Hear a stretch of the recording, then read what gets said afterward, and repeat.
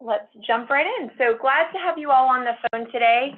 We are here to speak about the progress or growth results that were shared with teachers, schools, and school systems last Friday, as well as some additional data yesterday. Eager to talk with you about how to access those data, what those data represent, and what to expect next from here. So we'll start with the logistics. On Friday, teachers, principals, and school systems leaders were provided value-added results by student and by teacher for your districts for the 17-18 school year. For teachers of grades 4 to 8 ELA, math, and social studies, you were provided value-added data, which per state law must be 35% of the overall evaluation. You were also provided informational transitional student growth data, sometimes referred to as TSG, for our high school subjects of English 1, algebra, and geometry. That is just informational. It is used in school progress indices, as we'll discuss, but for teachers, it's informational. For school and school system leaders, there are two important reports to know about, reports 40 and 41, that break apart the data by your overall teacher results, but also down to the student level. You will notice in looking at those that the expected and actual scores and percentiles of each student are the same for teacher evaluation purposes as they are for school and school system. So this is a consistent model used for every child at every level of the system, and it's reflected for the purposes of teacher value-added data in the CIS or COMPASS system. You were also, though, provided data on the Progress Index, which is, of course, the new portion of school performance scores that will be released publicly for the first time this fall. In the Louisiana Data Review System, which is the system through which we do data certification, you were provided the Progress Index point roster, which shows you every child, whether or not they earned points in question 1 or question 2, as well as how many points earned based on the school's progress with that student. And there is also a roster of VAM exclusions. So there are some students for which you are not eligible to receive value-added data, most notably because they didn't have a test score the year prior. Of course, we cannot measure growth if we don't have 2 years of data from which to do that. Again, both of those are in the data review system linked here. We also provided yesterday afternoon through the secure file site a progress summary. This summary is by school, and it captures the percent of students at mastery, which has already been released, as you know, in July. And next to it, it captures the percent of students with what we're calling top growth. That is students that achieved question 1. So teachers were able to help students achieve that growth to mastery target and earned 150 points, as we'll discuss. Or students with which you saw growth such that they were in the top 40% of the state. Both of those represent A-level performance in the Progress Index. And that roll-up is what we intend to include as part of the media release next week. We also have the Progress Index rosters from last year, 16-17, still available in the secure portal. That's important because, as you'll remember, the Progress Index is averaged across 2 years. So in 4 to 8 this year, when we release progress indices, that will be a weighted average of students from 16-17 and students from 17-18 put together. In high school for this year only, it will be a 1-year measure as those assessments are transitioning, but it also eventually will be a 2-year measure. This slide, slide 5, captures how to access that older 16-17 data. I'm not going to go through each step. We do have this PowerPoint available on our website. You can email assessment@la.gov for a copy of it. But if you need to access those 16-17 data, this walks you through the steps. We've also linked here for convenience a number of critical resources that many of you have asked us for over the past year, but especially in the past few days, including a summary of the accountability system, frequently asked questions about the progress indices, as well as the SPS calculator, as I know many of you are estimating your scores at this point. We've also included a value-added FAQ, which is very, very helpful as you're answering teacher questions. And we update these over time if any additional common questions surface, but I would encourage you to reference these resources as they are pretty inclusive and answer, I would guess, 95% of the questions we receive. So let's talk through the mechanics again of how progress is measured. First of all, it's important to talk about why we added progress as a measure that we wanted to produce each year to begin with. The percentage of students reaching mastery and above continues to be critically important. Are our students proficient? Are they ready for the next grade level? In some ways, this is our best measure of, are we getting our system to where it needs to be for true readiness among our students? However, it does not represent a necessarily complete picture of schools, because as educators, you know, we think about our work just as much about where was a child on day one when they came in, and where did they leave on day 180? How much influence did I have in helping that child make academic progress toward their goals? The progress measure or the growth measure captures that, and together we think provides a more complete picture. This is, again, the first time we are releasing these data publicly, and we are very, very excited to do that because as you dig in, they provide really interesting analytics on the success of our schools and allow us to highlight schools all across the state who are doing excellent work to grow our students, whether that student is already high achieving or whether that student has historically struggled.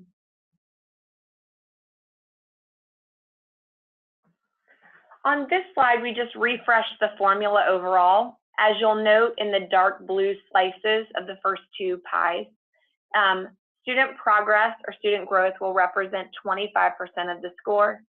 The remainder of the score will come from assessments and dropout credit for elementary and middle schools.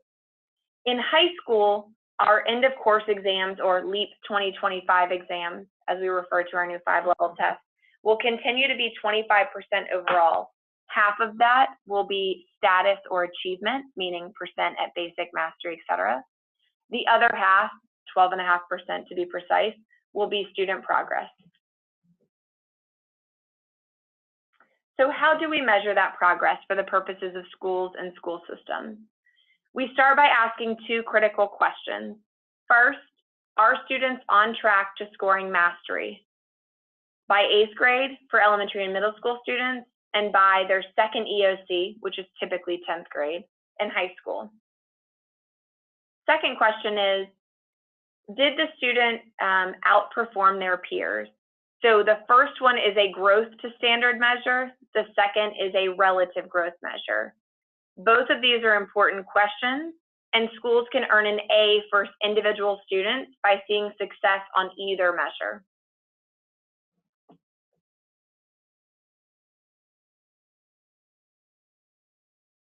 Here we break about how those points work. So first, we have given you a growth to mastery target over a year ago now for every student in the 17-18 school year. You also know, based on the LEAP results that came out this summer, whether or not students achieved those targets. In fact, you already have next year, 18-19. So if a student achieved the target in question 1, that's an automatic A+ or 150 out of 150 for growth to mastery. And from an accountability standpoint, we stop there. But we also take a second look. If a student is not on track to mastery, we say, how did they do compared to similar peers? This is where we use value added, and then we award points as you see in the chart on the right.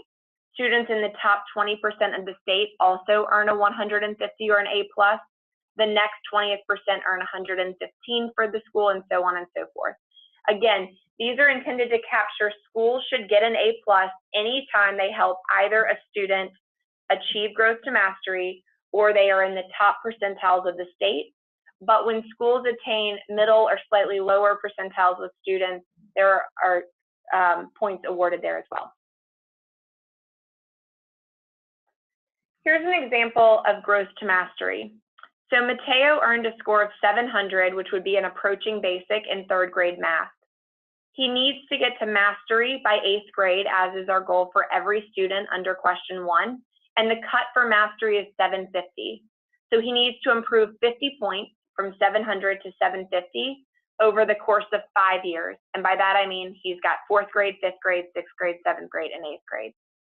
The target is very simple. We take the points he needs to grow 50, we divide it by the number of years he has left, 5, and the school's target for Mateo is 10 points. If the school is able to help Mateo achieve a score of 710 in 4th grade, he would be considered on track to mastery, and the school would be rewarded with 150 points or an A+.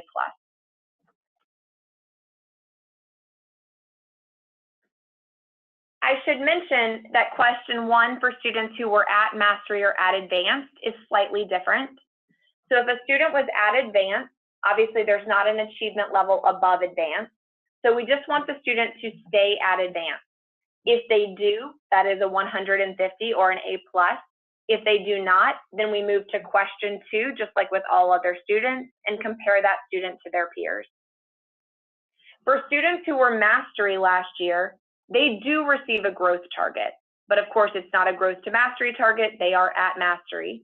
Instead, it is a continued growth target that says, what would it take for this student at mastery to attain the advanced level by 8th grade or by their 2nd EOC?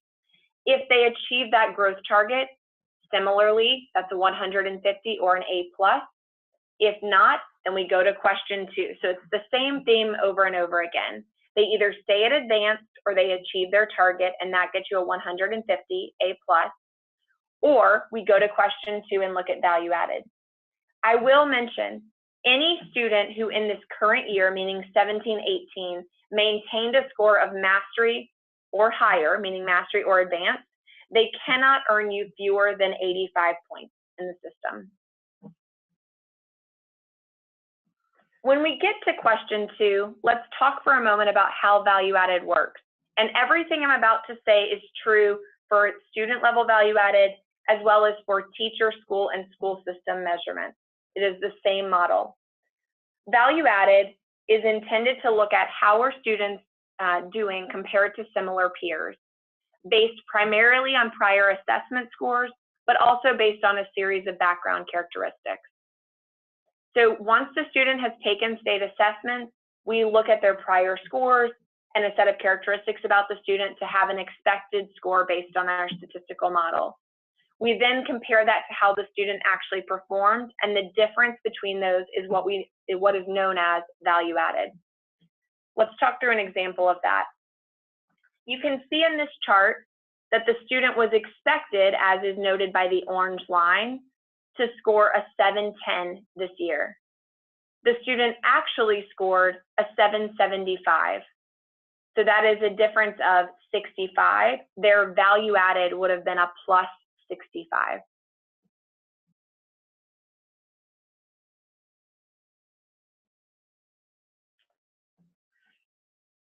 Here we have which data are used to make the estimations for the expected score. As I mentioned before, primarily we look at prior year scores for up to the past 3 years. We also though look at student attendance, student suspension, student mobility, gifted classifications, 504 and special ed classifications, whether or not the student is from an economically disadvantaged family, and whether or not the student is an English learner. I should also mention that we look at the student's progression across grades. So students who are retained are on a different progression than students who move as most do, 3rd to 4th to 5th to 6th. In this example, we show you how we apply the value-added model and the characteristics to an individual student. So in other words, to go back a couple of slides, how did we get to the point of saying this student's expected score in this chart would have been a 710? Using the characteristics that are on slide 16. Here's what we do. Let's assume Susie scored approaching basic in ELA for the past 3 years, and she was not retained. We would then probably expect her to score approaching basic again this year, a 719 for the purposes of this example. However, we need to look at whether or not the various characteristics of the previous slide apply to Susie. Susie has a speech or language disability. Students with those disabilities on average score about 1.5 points below their peers. So we take her starting expected score of 719 and we subtract 1.5 points to 717.5. Susie also missed 10 days of school. Across the state, when students miss 10 days of school, we see on average they score 1.5 points below their peers. So her score is further adjusted to be 716. None of the other characteristics, mobility, discipline, etc., apply to Susie, so we don't need to adjust her score anymore. Thus, her expected score is 716. However, she actually scores 726, which is, of course, a positive difference of +10. That is how we tell the difference between, again, to go back on this chart, what was expected versus what was actual. Once we have the value added for each student, we rank order from students who exceeded their target by the most to students who missed their target by the most, and percentiles are assigned. So when a student is in the top 20th percentile of the state, what that tells you is that student exceeded their score by more than at least 80% of the rest of the state. Very good outcome. Being in that top 20th percentile is great. Similarly, for teachers, the same sort of concept applies. So every student is given an expected score, every student earns an actual score. We look at the difference between those to determine that I exceeded mine by 10, you missed yours by 12, Susie exceeded hers by 25.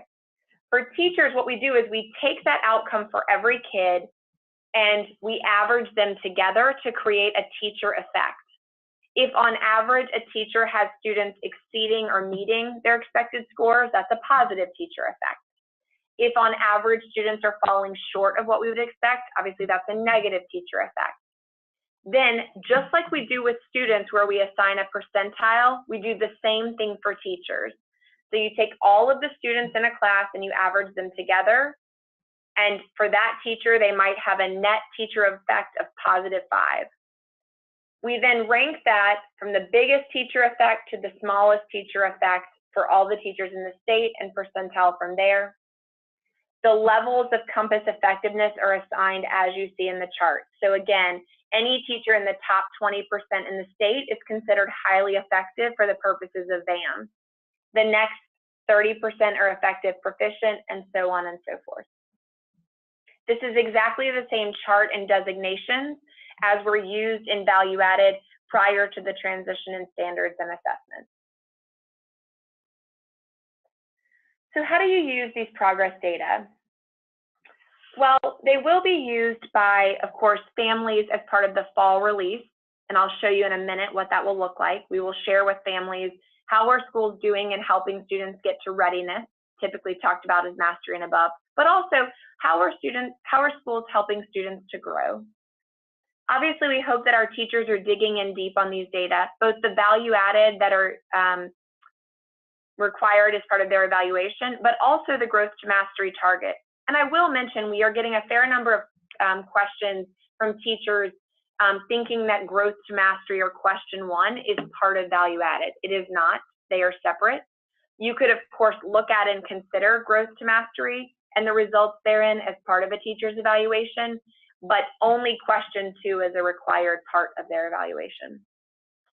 For our school and school system leaders, we will, of course, do our detailed reporting ongoing this fall as well through the secure site.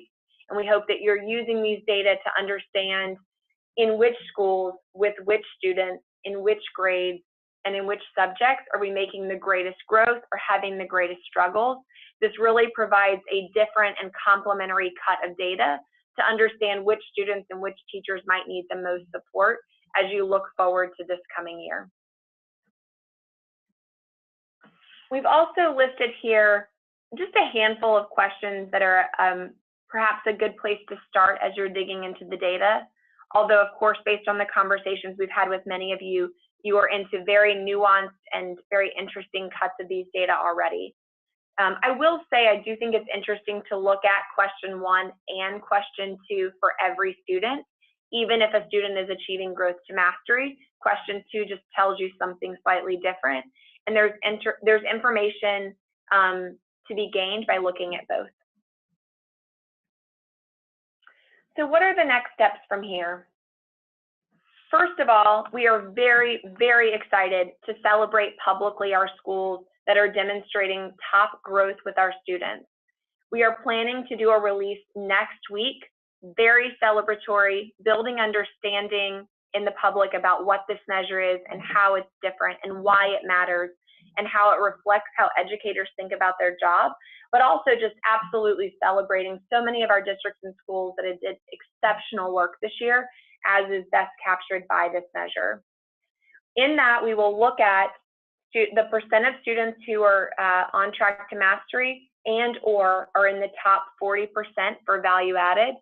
Again, these data are captured in the file that was provided via the secure FTP. You can look at this even from the file on Friday, but we tried to roll it up for you to make it easier. And I will send a detailed timeline to superintendents by Friday of this week about the exact timeline and rollout for next week. We are waiting to do that because I don't want to rush this. I really want to make sure as school system leaders and as principals, you have time to dig in and understand these data deeply so that as you get questions, you're prepared to answer them, but also you've had time to invest your teachers and perhaps even students in what the results tell you as you look forward to this 18-19 school year. Here we have just a snapshot of the top of the file you were provided. Again, as I mentioned, we've already provided mastery and above. We are complementing that with the percent top growth by school. You have your own data for your own district or own schools already. The statewide file that includes everyone's results will be provided to superintendents and school system leaders the day prior to the public release, as we always do, so that you understand in a contextualized way where your results fit compared to the rest of the state. But for now, you have your own data and can use those to drive internal conversations.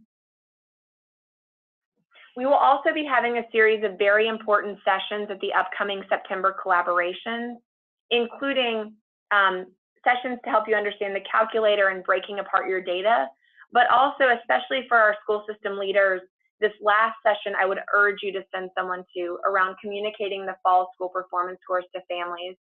Our educator and family communication team, led by Annie Morrison, is creating a whole host of resources to help you communicate to parents how is the formula different, what does School Finder or LouisianaSchools.com provide information about, and what does this progress measure mean?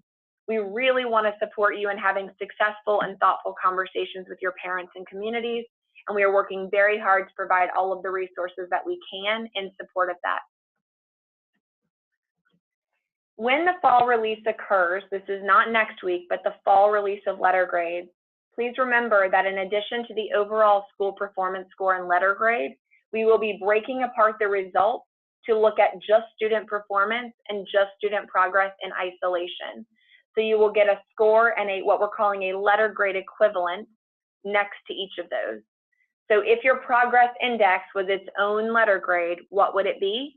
That will be projected as part of your fall release, which is a real opportunity for both high achieving schools as well as schools that might have students who are not yet at proficiency but who are growing at rapid rates to really celebrate the work of your educators and students. If you are having technical questions or concerns about accessing systems, understanding how to pull down files, how to operate data certification, any number of those things, please email assessment@la.gov. If you are having any challenges with CIS or Compass, or how to interpret value-added or TSG data, please email compass@la.gov. And if in general, as a principal or a school system leader, you are trying to really dig in and understand what do these data tell you about your successes or opportunities for this next year, please know that your network leaders, your regional turnaround support managers, and I stand ready to help you in whatever way we can. We're happy to get on the phone, to meet in person, or to talk you through your data at any time. So please do not hesitate to reach out as you need support. Again, I want to thank you so much for the hard work that's gone into this. This is a new measure. We think it's an exciting opportunity to celebrate our teachers and students, but it also, requires some understanding and learning. So Please take the time to dig in deep here. Please reach out with any questions, large or small. And we look forward to celebrating with you publicly next week and to continue our engagement around the fall release of results ongoing. Thanks for joining this afternoon. Again, the PowerPoint is available on our website.